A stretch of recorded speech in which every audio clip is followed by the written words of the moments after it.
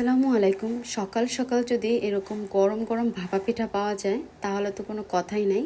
আর রাস্তার পাড়ে দাঁড়িয়ে পিঠা খেতে হবে না, খুবই মজা করে শুকনা চালের গুঁড়া দিয়ে এরকম মজাদার পিঠা আপনারা বাসাতেই বানাতে পারবেন আমার এই ভিডিওটা যদি পুরোপুরি ফলো করেন। আমাদের অনেকেরই আছে মারা বাড়ি থেকে চাল গুঁড়া করে তারপরে পাঠায় ঢাকাতে, কিন্তু আমরা এই পিঠাটা অনেক সময় বানাতে গেলে ফেটে যায়, ভেঙে যায়। তো এই টিপসগুলো এবং এই ভিডিওটা দেখলে আপনি পিঠা ফাটবেও না, ভেঙেও যাবে না, আর খুব মজা করে আর কি এনজয় করে খেতে পারবেন। আমার এখানে প্রতিটা পিঠা মানে এতটা সুন্দর হয়েছে আলহামদুলিল্লাহ। আর প্রতিটা পিঠা যেমন খেতে মজা হয়েছে তেমন নরম তুলতুলে হয়েছে, আর একটা পিঠাও আমার একটুকু ভেঙে যায়নি। আর আমি এটা চাল গুঁড়া করে রোদে শুকিয়ে তারপর আপনাদের সাথে পিঠা রেসিপিটা শেয়ার করলাম। আমার মনে হচ্ছে এইভাবে আপনার পিঠা বানালে আপনার পিঠাও একদম ভেঙে যাবে না।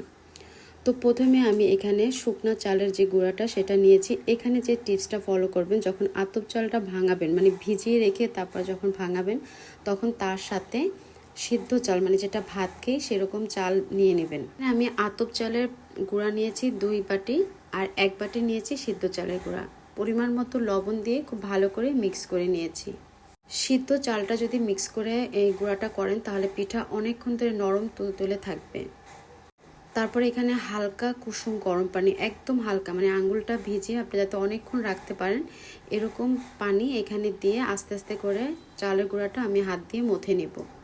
সম্পূর্ণ চালের গুঁড়াটা এভাবে করে ভালো করে হাত দিয়ে মেখে তারপর আমি এটা ঢাকনা দিয়ে ঢেকে 10 মিনিটের জন্য রেখে দেব।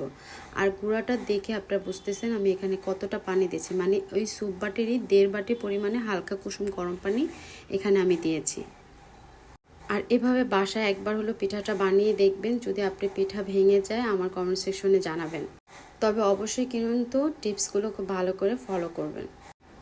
আর এর ফাঁকে আমি একটা নারকেল কুড়িয়ে নিচ্ছি, একদম ফ্রেশ নারকেল দেওয়ার চেষ্টা করবেন, আর নারকেলের দানাগুলো যাতে একটু মোটা মোটা হয় সেদিকে একটু খেয়াল রাখবেন। 10 মিনিট পরে আমি এখন হাত দিয়ে এটা একটু ঝরঝরা করে নিব। আর এটা দেখেই হয়তো বা বুঝতে পারতেছেন আপনারা, মানে পানিটা আটাগুলো চুষে নিয়েছে। এখন এটা আমি একটা চালনির সাহায্যে চেলে নিব। আপনারা চাইলে কিন্তু এখানে সফটের যে নেটটা পাওয়া যায় সেই নেটও নিতে পারেন, তাহলে আর আঙুলে লাগবে না, মানে এটা আটকে যায় দেখবেন এটা চালার সময়। সেই ভিডিওটা আমার চ্যানেলে আছে, আপনারা চাইলে একবার একটু দেখে নিতে পারেন। আর যদি আমার এই পিঠার রেসিপিটা আপনাদের কাছে ভালো লাগে, একটু হলেও যদি ভালো লাগে, তাহলে রিকোয়েস্ট থাকলো আমার চ্যানেলটি সাবস্ক্রাইব করার। তো চালটা আমার চালা হয়ে গেছে, আর দেখতে পাচ্ছেন কতটা সুন্দর দানাদার হয়েছে। এখন যে যেরকম শেপে নিতে চান সেরকম একটা বাটিতে এটা ভিতরে এটা দিয়ে মানে মাছ বরাবর একটু গর্তর মতো করে নিতে হবে। আর এটা তো অবশ্যই দেখেই বুঝতে পারতেছেন। তারপরে এর ভিতরে দিয়ে দেব কোরানো নারিকেল, একটু বেশি করে দিব। আমাদের বাসায় নারিকেল সবাই খুব পছন্দ করে, যার যার পছন্দ অনুযায়ী দিয়ে নিতে পারেন। তারপরে দিয়ে দিব খেজুরের গুড়, এটাও যার যেরকম পছন্দ মিষ্টি খেতে সেভাবে করে দিয়ে নিলে হয়ে যাবে। তারপর আবারও চালের গুঁড়াটা উপরে দিয়ে হালকা করে একটু ছড়িয়ে দিব। আর এটা আঙুল দিয়ে মানে আলতো করে একটা চাপ দেব, একদম জোরে চাপ দিব না, মানে হালকা হালকা করে একটু চাপ দিব। তাহলে পিঠাটা এই বাটি থেকে খুব তাড়াতাড়ি করে খুলে আসবে। তারপর একটা নেট দিয়ে মুড়িয়ে নিব। আর এটা হয়তো আপনারা দেখে বুঝতেছেন। তো আর একটা পিঠা আপনাদের সাথে শেয়ার করি, এটা দেখে আপনারা একদম ক্লিয়ারলি বুঝে যাবেন কিভাবে পিঠাটা তৈরি করতে হবে।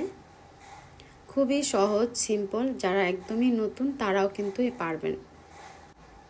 তো আমি একটা পাতিল চুলার উপরে আগেই বসিয়ে নিয়েছি, আর পাতিলটা সিল করে নিয়েছি আটা দিয়ে নিচ দিয়ে, যাতে করে পুরো ভাপটাই আমার এই পিঠার উপরে আসে। আর একদম হাই হিটে আছে, চুলার আঁচটা আমার হাই হিটে আছে। যখন পিঠাটা দিবেন, পিঠাটা দেখবেন যে সাদা চালগুলা দেখলে মানে একটু পানসে পানসে দেখাবে, আর যখন হাত দিয়ে থাপা দিবেন তখন দেখবেন যে ভাপা ভাপা একটা শব্দ আসবে, তখনই বুঝবেন যে আপনার পিঠাগুলা হয়ে গেছে। তো এভাবে করে আমি সবগুলা পিঠা তৈরি করে নিয়েছি, আর আলহামদুলিল্লাহ